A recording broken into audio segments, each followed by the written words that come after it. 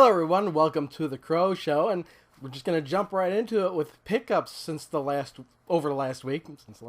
Yeah, let's try and speak so it makes some sense. Very first thing I want to show off is something my wife found at Goodwill for $2, and that is this MicroVision. Now, if you're familiar with the MicroVision, this is actually the very first handheld with interchangeable games. There is a problem with this MicroVision, however. It does have the box. There's really nothing inside of it except for the MicroVision itself. Now, I haven't actually tested this out myself, but my wife did, and it works somewhat. I mean, there's sounds and everything, but nothing shows up on the display. And something is really wrong with this display. I don't think it can be fixed or anything. Let's see, how do you interchange the games? You just, I guess, just push, yeah, you push in on the bottom, and you just slide the game off, and here you see the inside. So you could change the buttons, whatever on here. It has a little dial at the bottom, I guess, for, for whatever game. Every game could use the dial. Then whatever game buttons the games need, I guess they just put on the plastic insert. So there's something wrong with the screen. So I may have to look into getting another MicroVision offline, maybe one that doesn't work so well, but at least with a working screen. And you could try and combine the two to make one working unit. The thing runs on 4 AA batteries.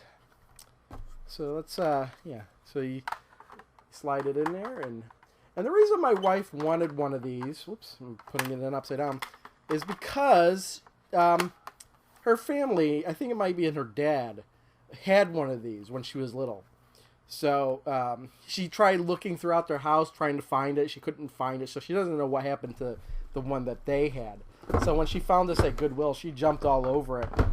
Now, even though this didn't work, she did look online for games. So she bought a lot of 5 games for the MicroVision. And for this lot of 5 games, she paid $7 for. I'm not sure if that included shipping or not. I really don't know. So the first game is Connect 4. She got Connect 4 for it. Let's see. Let's pull this up. No, I'll just leave it in there. You can see everything in there. So there's the screen and the buttons for Connect 4. See what else she got. She got Mind Buster. And a lot of these all seem to be pretty well packaged. They have the manual behind them and everything. So there's Mind Buster. See, next we have Pinball. Let's look at this one. Ooh, this one's even wrapped in... oh, it's because the styrofoam isn't in there. So let's take a look at Pinball. So there's the... you can see me through the thing. I was like, hi. Pinball. Let's wrap that up. Oops. And let's drop everything on the floor and waste time in the video picking everything up. That's a good idea, right?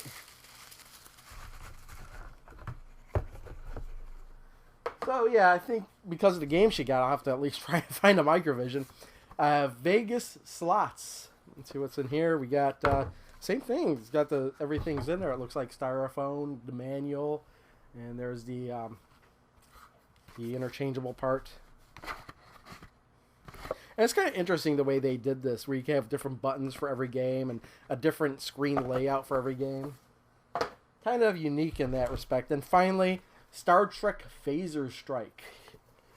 It looks like that this has everything in there too, the styrofoam, the manual in the back. So basically, out of all 5 of these games, the only thing missing was the styrofoam inserts for Pinball, I believe.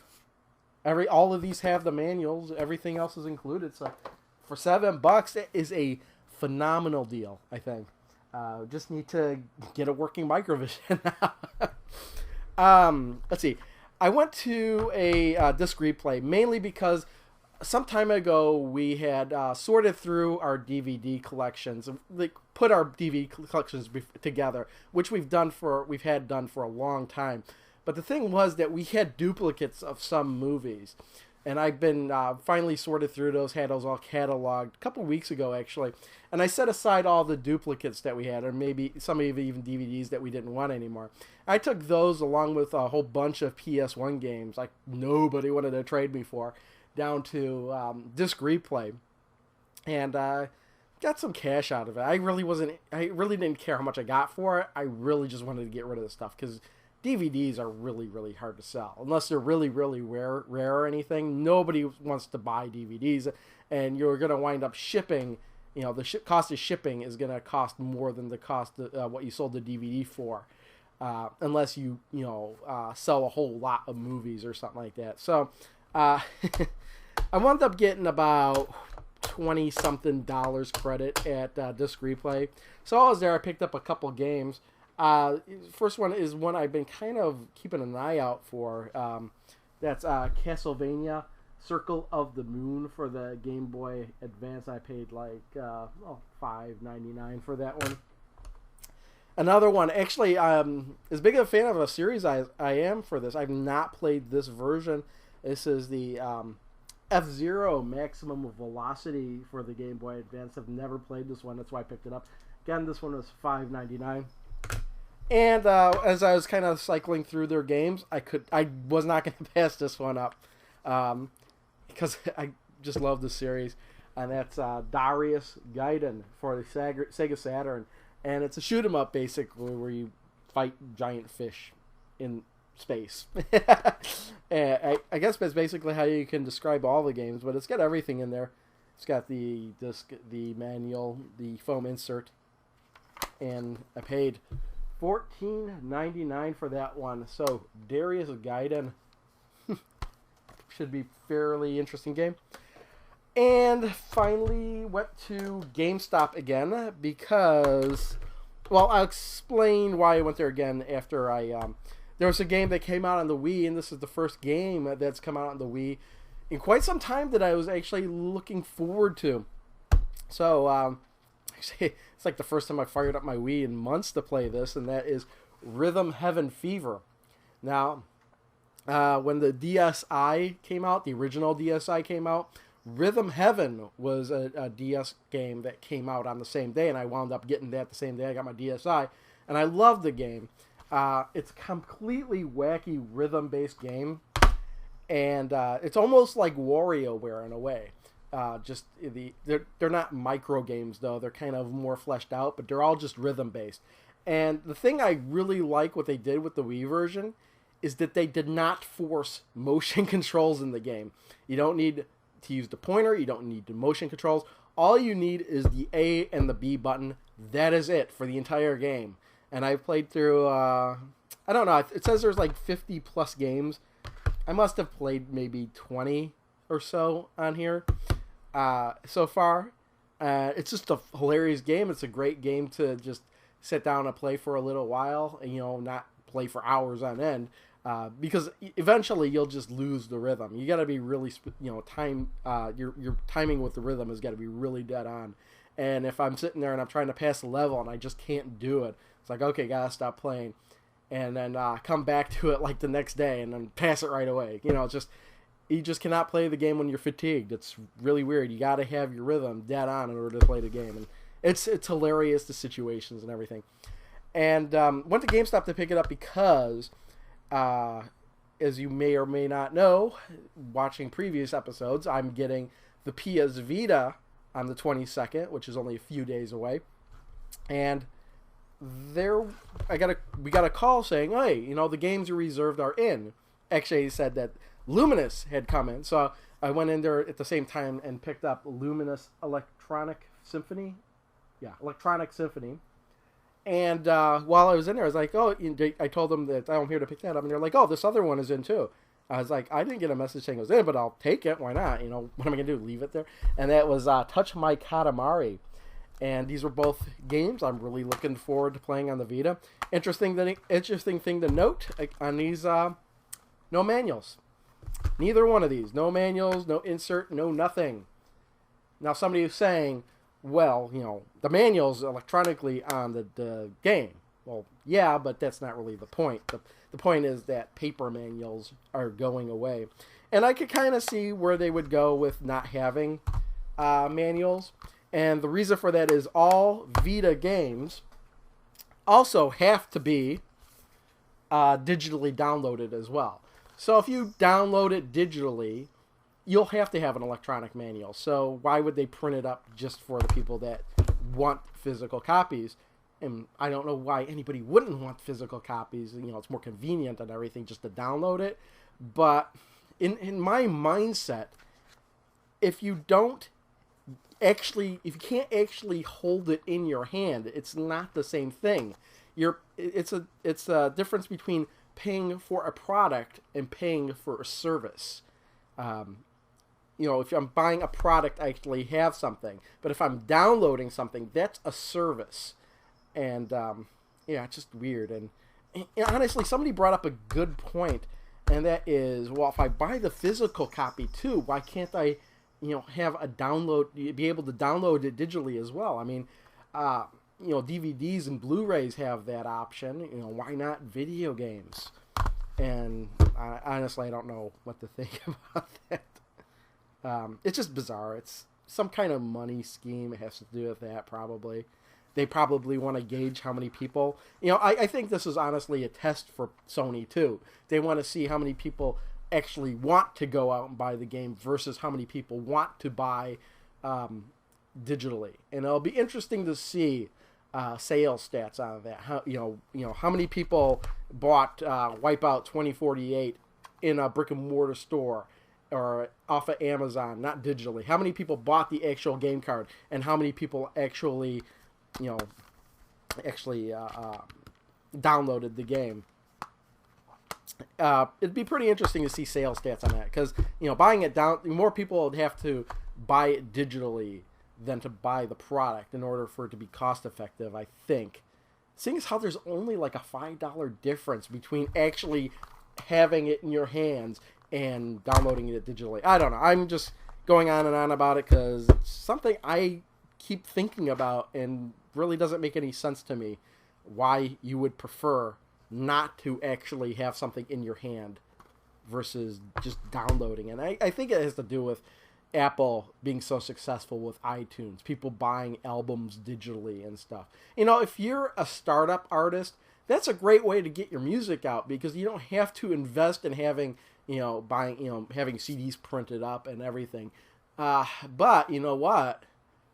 For albums that, for like major artists and stuff, I'm not gonna just download it, pay to have it downloaded. I'm gonna go to the store and buy that CD, and I'll rip it myself, because I can do that. I mean, it's very easy to do. It's not complicated. Most programs will do that, so I don't know why people just download the songs when they're available to actually go out and buy and have. I don't know. It's just a tangent. There's a whole... You could argue about that for hours on end, so I'm just gonna move on. So yes, the Vita games. So yeah, with those two Vita games and the memory card... Well, I got the 4 Vita games, the memory card. I've got everything I need to... except for the Vita. So Wednesday comes around, I'll pick up that Vita. I'll probably do a video on it. I don't know what kind of video. Probably not an unboxing. Maybe it will be an unboxing. I don't know. I don't do unboxings. But you know what? Leave a comment. I'll see what people want to see. There are already unboxings of the Vita because the people got the first edition bundle already got that on Wednesday. And I've already seen a couple of those. So, I'm be late to the party with an unboxing. That's, it's... What do you expect when you unbox it? You're going to see the Vita, and yeah, there you go, Vita. I'm just going to do kind of like maybe an impressions. Probably won't unbox it on camera. I'll just do some kind of impressions video. Maybe that and the 4 games. So yeah, we'll do that, I think. Because I took off. I took off of work Wednesday, Thursday, and Friday just because of the Vita. I got vacation days. I didn't know what to do with them, so it seems as good as anything else to use them for. So, the other thing I want to mention is that I'm probably going to bring back the Croooow Plays videos again. I knew I was just on a hiatus with those. I just when I take a break from them, do try something a little bit different. So I was trying to reviews, but now the reviews are becoming a little bit more cumbersome.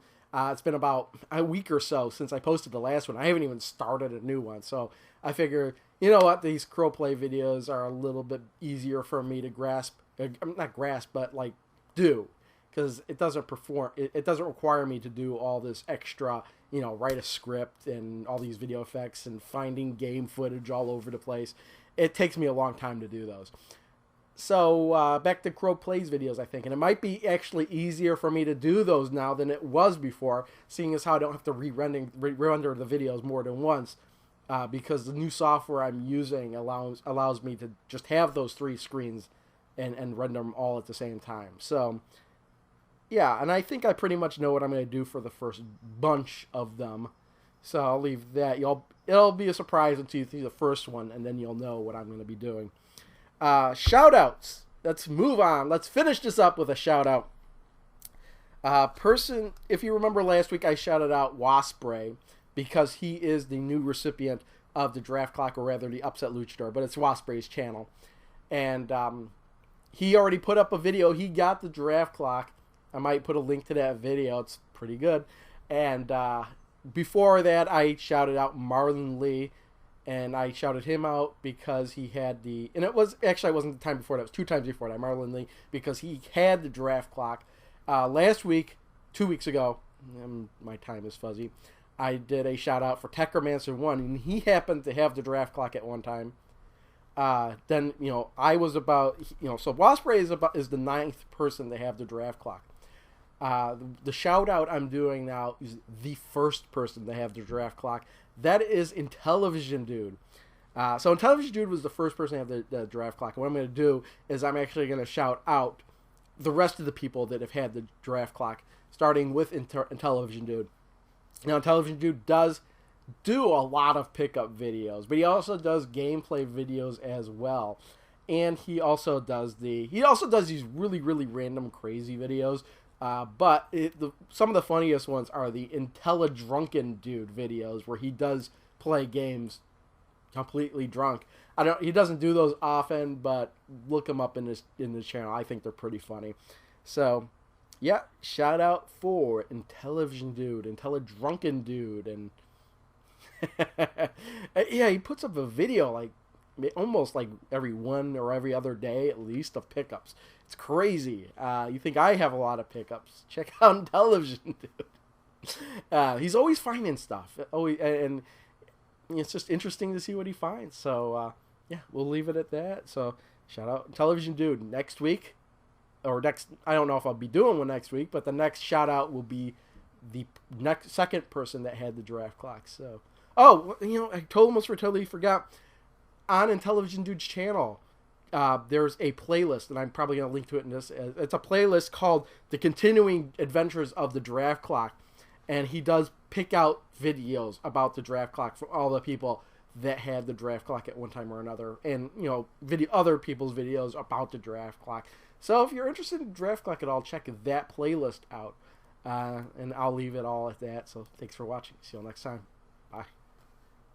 There was this thing one time. I saw it. Boy, it was really neat, too.